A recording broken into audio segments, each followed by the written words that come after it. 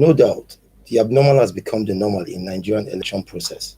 That every time we have an election as simple as a by-election, it will still be marred with irregularities, materials not getting to the place at the right time, interference of umpires, and whatnot. It is a shame that as big as Nigeria is and as old as Nigeria is, we will never be able to have a credible, fair, and free election that will not be stained. And it's a shame because we are the giant of Africa. Particularly in perspective, was an election that took place in Cross River that we felt should have gone smoothly because it is just a senatorial zone. But no, it started from the party problems to umpire problems to having two different kind of primaries and having two different candidates emerge in one election. You're welcome to Voicetv Nigeria, and this is the logic. Before we delve into this matter proper, and I introduce my guest with me today, I would love you to go with us and watch this video.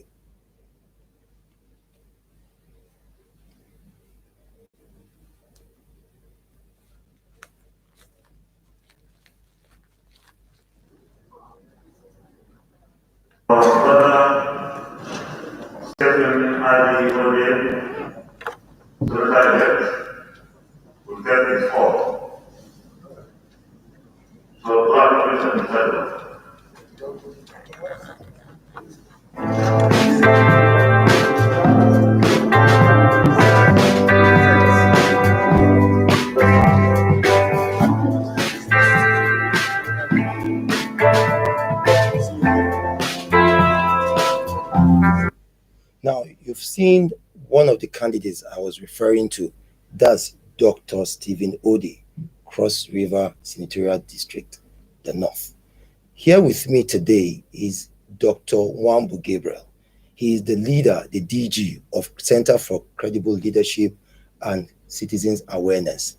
He is here with me to speak on that election, the ineffective umpire processes, and put us through so we can be more enlightened, understand what needs to be done so we can have a credible and fair election.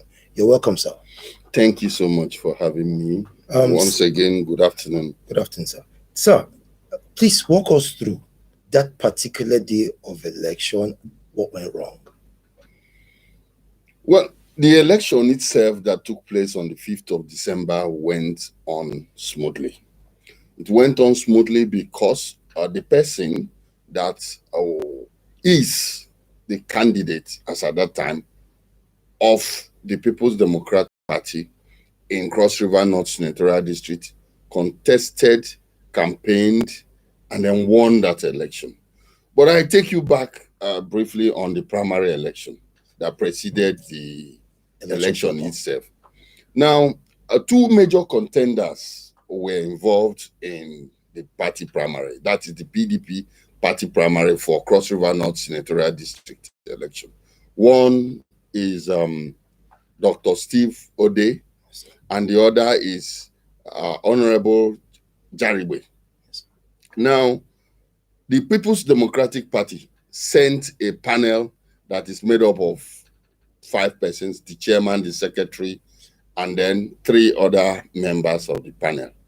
Then there in the venue, INEC also sent representatives from the 5 local government areas that made up the senatorial district. The resident electoral commissioner of Cross River State was also there present. The police was also there present, So the election was on, the primary election commenced, and midway into the primary election, one of the contenders, I do not know either of the parties. I do not know Dr. Ode, I do not know Honorable Jaribe. But as a director general of an organization that has collaborated with INEC for over a decade in terms of voter education, in terms of election observation, I am speaking because we are determined to ensuring that our electoral system progressively improves. That is our target. Now, midway into the primary election, Honorable Jaribe claimed, raised and claimed that INEC was not present in the primary. Then INEC representatives from the 5 local government areas that made up the senatorial district stood up to affirm their presence, and also made it very clear that INEC was there. So, but the man actually refused and then bolted out. He stormed out of the hall. For no reason. No reason. He felt, probably from what he was seeing, that the election was not going, in his favor. Probably he has seen the handwriting on the wall that he was going to lose the election. But being somebody that is so desperate, you see, Nigerian politicians are self-centered. It must be won by them. In fact, if any other person wins other than themselves, then that election is not worth it. But politics is supposed to be a game. Sometimes you win, sometimes you lose too. So Honorable Jaribe stormed out and went to another hotel. When he stormed out, he was able to pull out, 2 members out of the 5 sent by PDP. So the other 2 members went with him and conducted what we can call a mockery in an hotel. Now, this that did not deter the original proceedings of the primary. The chairman, the secretary, and the other member, 3 members, continued with other members of the political party and others that were there present, continued the process of election. At the end of the election, Dr. Steve Ode was declared the winner, having scored 450 votes against Honorable Jaribe, who scored 90 votes. Whereas the other primary conducted or masterminded by Jaribe, he declared himself a winner in that election. Well, we just say it is terrible in this country. You see, what we are looking at is, at the end of the election, the original, genuine primary, the committee that was set by the PDP, sent both the ballot papers, used and unused, back to INEC headquarters in Abuja, which they counted and they confirming that they have finished their assignment, wrote their report, and returned Dr. Steve Ode as the winner of the election. Then the other young man, knowing that Dr. Steve Ode had won the election, he decided to go to court. The matter was even in another court in Cross River State. He left that court, came to Abuja in Apo, Apo district, Judicial district, or a court headed by Justice Binta Mohammed, deceived the judge and his allies, sued him that he couldn't have been the candidate, having tendered certificates that were forged. But what the target for that judgment was for him to be declared that he was the real legitimate winner. They did not they did not sue Dr. Ode. They did not also join Dr. Ode in the matter. They did not also sue PDP. They did not also join PDP in the matter. When the matter was being tried, the process of the entire judicial proceeding, the judge also did not ask, where is PDP? People, what are you fighting? Since it is a primary election, where is PDP that the law, the Constitution of the Federal Republic of Nigeria has conferred that right to conduct primary elections and then submit candidates to INEC? They did not. The judge did not ask that question. Now, at this time, Dr. Jaribe's name has sailed through the National Working Committee of the PDP, and his name has been submitted by the party. He also filled the nomination form, for which INEC gave to. While that case was in court was when he filled all of this. Yes, before he was not even informed about. He didn't even know it was something you can call a properly arranged, But these things are impacting negatively on our elections. It looks as though the judiciary in some areas, we have some judges that or some jurists that do not take nonsense. You know, it looks as though they are no longer the hope of the common man. But thank God the matter is even at the Supreme Court, where we have jurists that are no nonsense people, where we have jurists that will prove once again that the judiciary is the hope of the common man. So what I'm saying essentially is that while the name has been submitted to INEC, INEC refused to do the right thing. INEC refused to publish the name of Dr. Ode as the candidate, even when the party, the National Working Committee, in fact, the national chairman of PDP, Chief Uche Secondus, and the national secretary of the party had written a letter to INEC confirming very clearly that Steve Ode is the authentic candidate. But INEC could not do that. And it is a must that they must gazette that. Yes, it is. It's part of the procedure. Which means it was done on purpose not to. That is it. So, but our question also is that in that suit for which Honorable Jaribe went to Apo to obtain, mind you, as at that time, Jaribe's name was not in INEC. But INEC sent a lawyer to come to the court. Representing what? You see, so these are reasons why people now smell a rat, why people suspect a lot of foul play, that INEC cannot absolve itself as a commission of complacency in this matter. INEC sent a representative, a lawyer. Why would they do that? Okay, so Dr. Ode had to proceed to a court to compel INEC, a court in Cross River State High Court, to compel the INEC to publish his name as required by law. You see, the Constitution of the Federal Republic of Nigeria is very clear and unambiguous. If you look at section 258, subsection 13, it is very clear.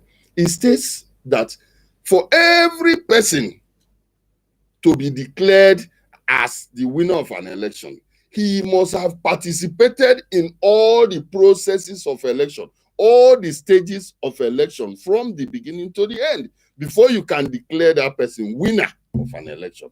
Now, it is evident, it is clear that Honorable Jaribe did not participate in the process of this election. He left the venue of the election. For no reason. For no reason. He felt he was losing out. So he decided to leave. And then ambushed, they called the judge, and lied on oath. An honorable member lied by deceiving the judge in question.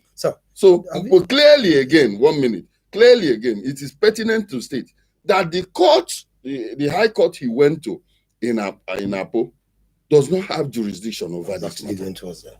He does not have jurisdiction over this matter. The matter was even pending in Cross River State. So why would he? That is complete abuse of court processes. You see, we wonder why this thing is happening at this age, because we think that progressively Nigerians should, yearn for a better Nigeria, and some of these shenanigans, some of these issues that are coming up here and there that is mutilating the integrity of this country and setting us backwards should be gotten rid of. So let's take this one after the other. You've really given us what it is and where the mistakes are, for which I know the viewers will be commenting on. Let's go internally. What did PDP as a party do to those two members they sent for an assignment and did not do the will of the party, rather did what was in their own best interest against what was proper, by storming out of that proceedings to go mastermind another kind of primary somewhere else?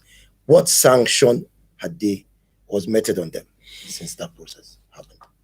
You see, that purely should be a political party internal problem. I cannot meddle into that. But all the same, I know every political party do have an internal disciplinary mechanism where they, discipline erring members of that political party who has not performed creditably well in any assignment. Okay. Okay. Now, the INEC that sent a lawyer to the court, on what grounds were they doing that? And this is why people would read between the lines and know that something is really up the sleeves.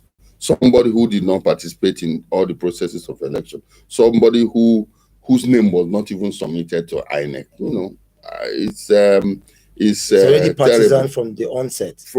And the suit did not even invite, you know, the PDP did not sue the INEC. Other candidate who won. It was not even contending. The man in question did not even say that I won the primary. Okay.